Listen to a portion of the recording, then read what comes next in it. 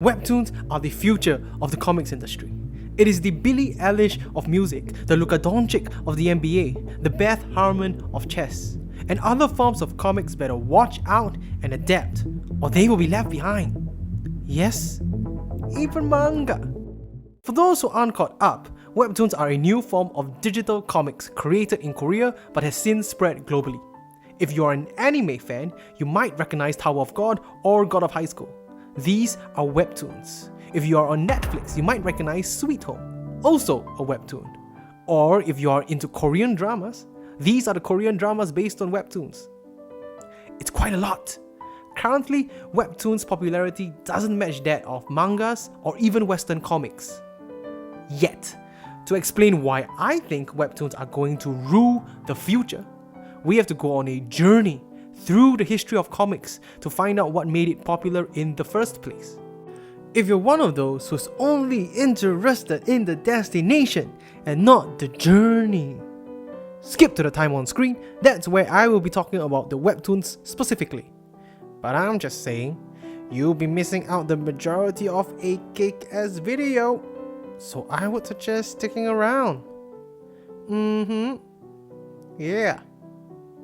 Okay, all the impatient nuggets gone? Great, for those still around, hop on the Magic School Bus. I'm your driver today. Let's begin.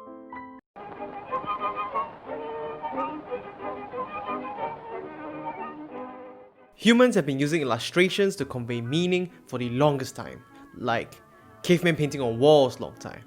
For writing, it's been a more medium time, about 5,000 years ago. But drawing and writing together? We've only managed to piece that together recently, specifically 1827 with the creation of History des Viewpoints, also known as Obadiah Oldbuck, also known as the Big O. Written and published by Swiss artists, the Big O featured drawings with text underneath, and that made people regard it as the world's first comic. But these people are wrong. There's still something missing. For that, we have to wait more than 70 years to the release of The Yellow Kid, who invented the text balloon. Now that's a comic. Both the Big O and the Yellow Kid were published in newspapers as a way to generate sales and were hugely successful. Soon, every newspaper had comic strips in them, leading to what I refer to as the Big Bang of comics. Popeye, Blondie, Tarzan, Peanuts, Garfield, Kelvin, and Hobbes. These are enduring classics that were born from comics. These comics all featured the same bite-sized, gag-a-day format with a few panels being printed in each day's paper. They were easily digestible and focused on making people laugh, hence the name comics. This blew my mind, by the way. For some reason, I never drew the line between a comic book and a stand-up comic. Crazy. You learn new things every day. Very quickly, these comic strips began to find a life outside of the newspapers.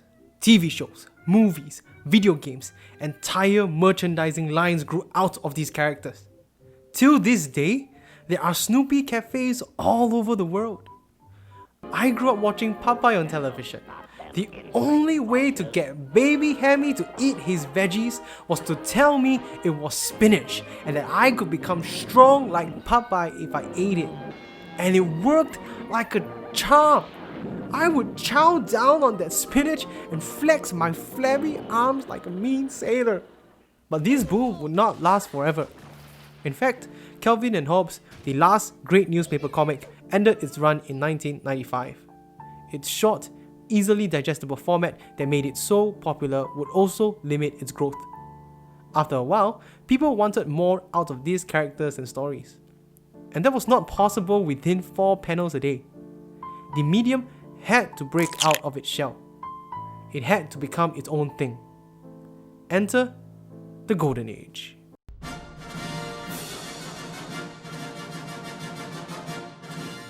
In 1933, someone had the crazy idea. Hey, people like comic strips. Some people even buy the newspapers just to read the comic strips.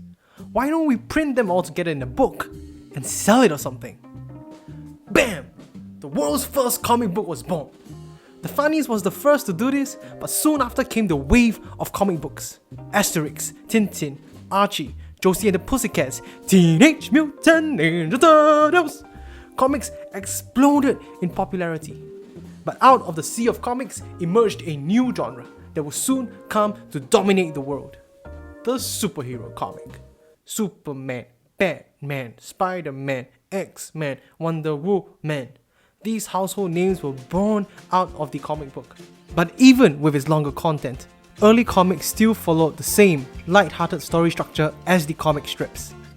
You could easily describe a character with a single sentence. In 1938, Superman was a strong, fast alien who could jump really high, who pretended to be a human named Clark Kent and only appeared as his superhero self to save those in trouble.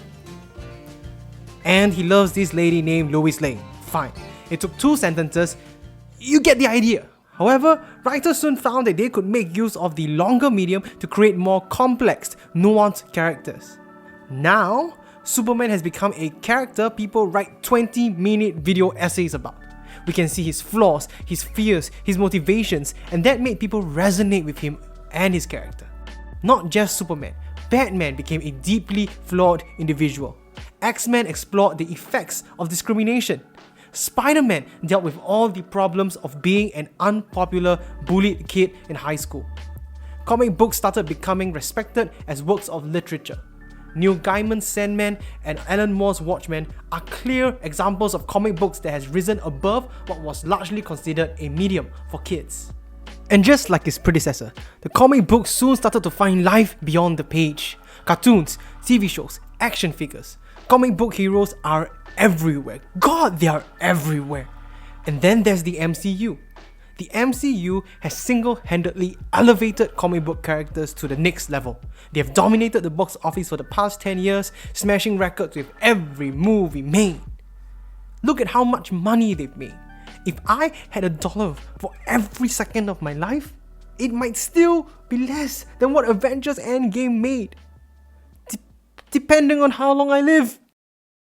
But also like his predecessor, comic books started to hit a wall. With such success, these comic book characters have become something greater than just superheroes. They have become intellectual properties. Marvel and DC soon consolidated the market with most comics under their belt. And once that was done, 3 things happened that has led to the decay of the comics industry. First, characters started having multiple writers, and each writer wanted to write a different version of the character. Have you seen how many Spider-Man there are? Too many. Spider-Man Into the Spider-Verse actually handled it pretty well, but that's because there were only 7 Spider-Man in that show. I don't even know if I can name all these Spider-Man in one breath. Okay, let me try. There is Spider-Man 2099, Cosmic Spider-Man, Spider-Monkey, Spider-Woman, Old Man Spider, Lady Spider, Scarlet Spider, Spider-Girl May Parker, Spider-Girl Anya Corazon, Spider-Girl Penelope Parker, Spider-Girl Betty Brant, Spider-Moon-Man, Spider-UK, Spider-Link, Silk, Superior Spider-Man, Spider-Punk, Spinneret, Spider-Cyborg, Spider-Man!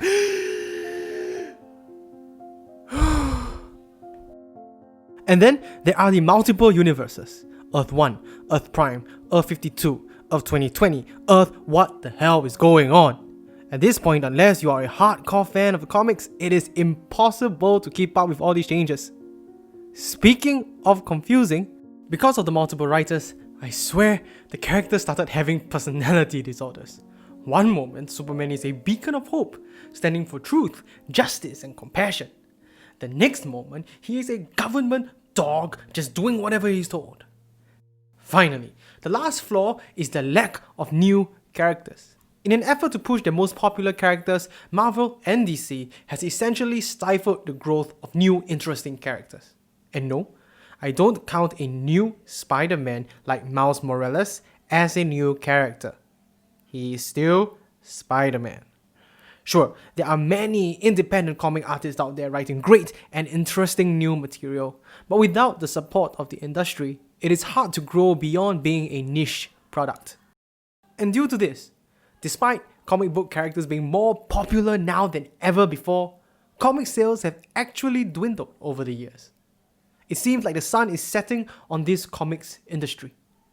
But then, rising from the east, came another comic industry so different, but arriving with such force that it would disrupt the entire comic landscape.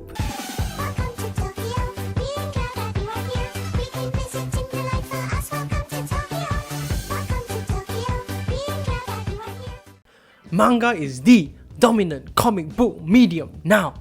There is no doubt about it. One Piece is rapidly climbing the charts of comics with the most all-time sales, and Demon Slayer has obliterated all competition in 2020. But it took a long time to get here.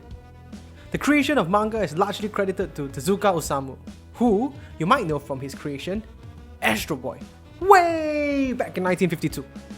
His work inspired new, iconic mangakas that continued to join and grow the medium of manga. Akira Toriyama in Dragonball, Hirohiko in JoJo, Ichiro Oda in One Piece. These mangakas created stories and characters whose popularity rivaled those from Western comics. I mean, Goku, Luffy, and Naruto are the official ambassadors of the Tokyo Olympics in 2020. Or 2021. Maybe. But the point is, has the Avengers been the ambassador for the largest sporting event in the world? No, didn't think so.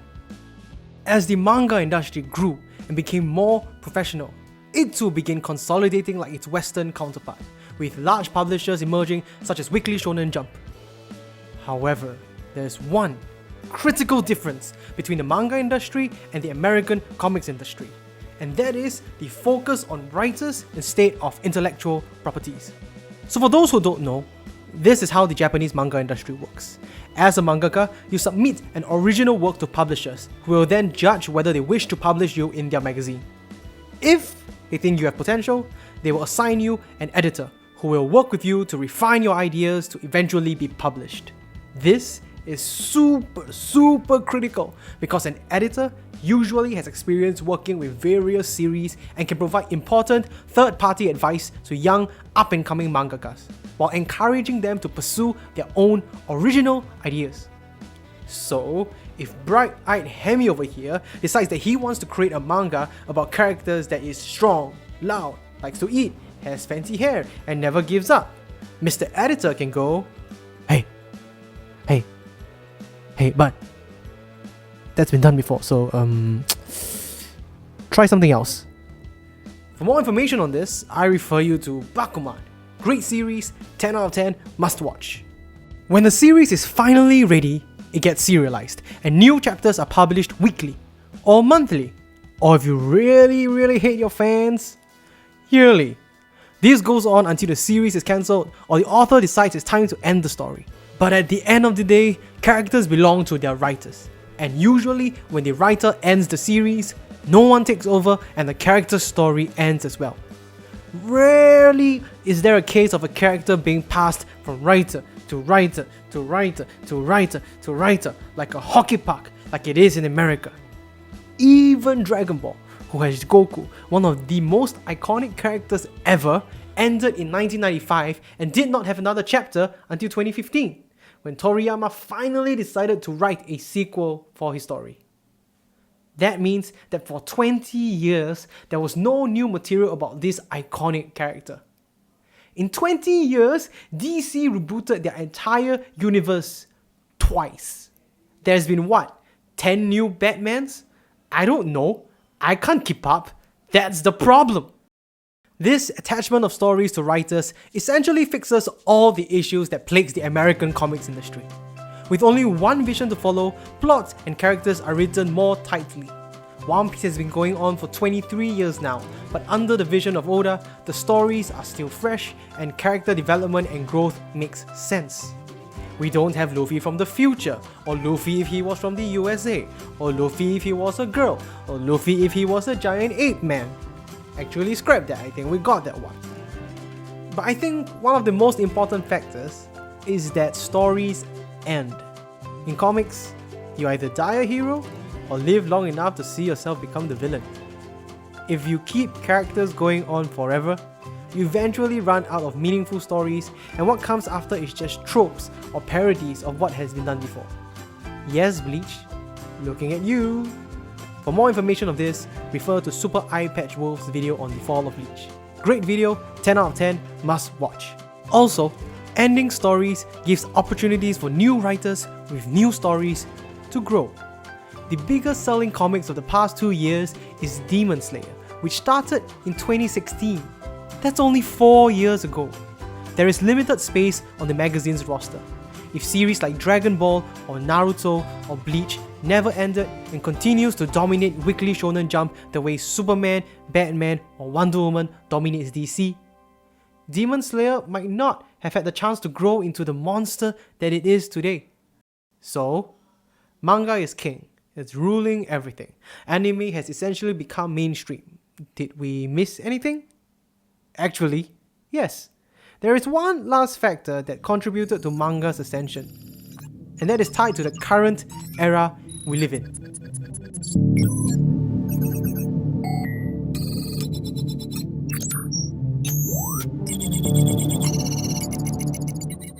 For a form of content that is based in print media, manga has done extremely well for itself in the digital era. In fact, its international success is basically because of the internet. Based in Japan, there was no way for Japanese manga to reach a larger audience due to the distribution and language barriers. But thanks to a little something called piracy, fans would upload entire translated versions of their favorite mangas online on websites like One Manga, Manga Fox, Manga Freak, and all of these other sites. At the time, this was the only way fans from outside Japan could get access to manga. I think it's safe to say that manga was able to gain an international fan base and become a truly global phenomenon because of the internet. But manga merely adopted the internet. There was another that was born in it, molded by it, and that is the Webtoon. God, I suck at impressions. Hey, welcome back people who skipped from the start of the video. Glad to have you join us. I still think you will have a better time if you watch the first half of the video, but it's okay. Glad to have you still around. Well, join us on this magic school pass and let's dive into the wonderful world of Webtoons. Webtoons were created in 2004 by Kim Jung-koo, a manga fan frustrated with the Korean manhwa industry. He hypothesized that there should be a new way to read comics in the digital era, one that doesn't use a page turn like printed comics, but uses the scroll function available on all digital devices. And so, instead of having content laid out in pages, he designed Webtoons to have long, vertical chapters that can simply be scrolled through. And damn it, this man was a genius! This simple change has revolutionized reading manhwa. See, most people read manga online, and mostly on the phone. And my goodness, as amazing as these manga are, it can be so frustrating to read on a phone. Look at me try to read One Piece. Just look at me struggle. The text is too small, you have to zoom in to read it, and then zoom out again to see the full page spread. The manga was not meant to be read on a phone. We just deal with it because we really love the series and this is the only way for us to enjoy it. Now look at the Webtoon. Look at its silky, smooth scrolling. See how I only have to move a single thumb in an up and down motion to read the series. Ah, so satisfying. This single change has made such a big difference to the reading experience, and once you experience it, you are always reminded of how jarring the mobile reading experience can be for manga. On top of that, Webtoons have color. All of them. Every single page. In manga, getting a color page is an event. In Webtoons, it's Tuesday. Color adds so much to the reading experience. I don't know how to explain it, so here are examples. See how cool this looks. Look at how amazing color is. It's fantastic. Some Webtoons even have music.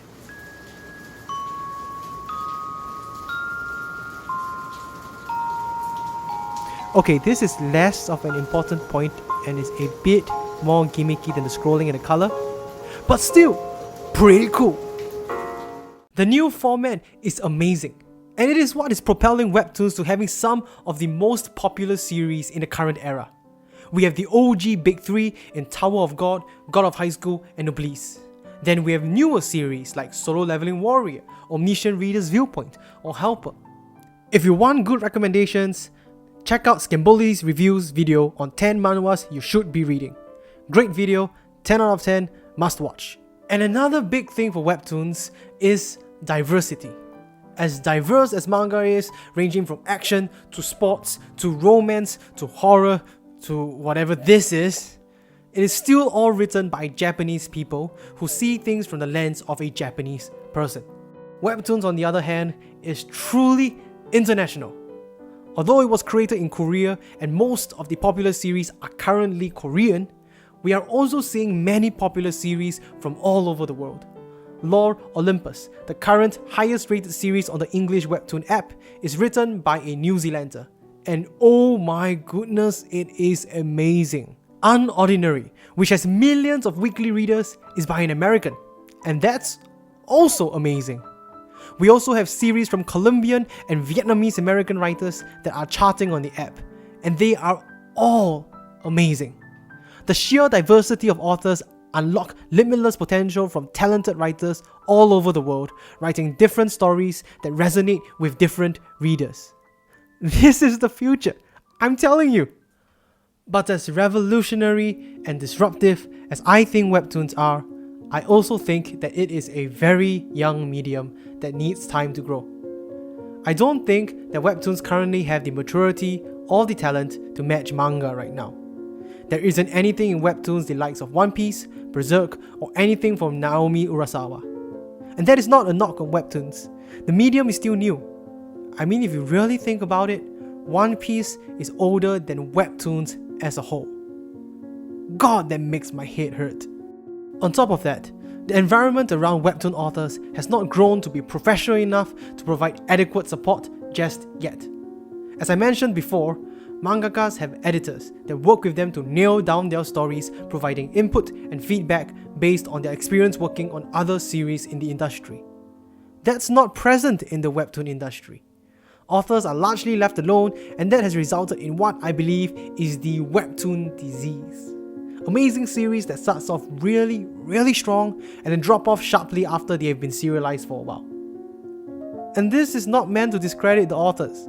I know that it is extremely difficult to write a cohesive story over years. I mean, I can barely stay coherent for this damn video, let alone a series with over 300 chapters. But having an environment set up to help avoid such pitfalls really helps, which is why you don't see this happening in newer mangas.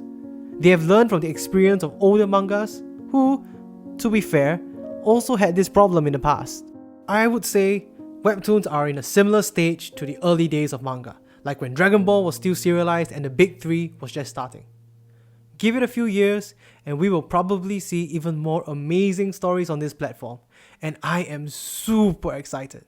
But at the same time, I am afraid for the many talented artists in the manga industry who are caught between tradition and disruption.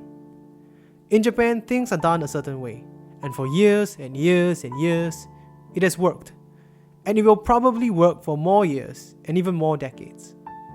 But the tides are turning, and the momentum is shifting towards Webtoons. It just doesn't make sense to be restricted to the page when people are moving digital. My hope is that these artists and stories are able to adapt, because I love these comics and these stories, and I hope that I can continue enjoying content from all of them in the future.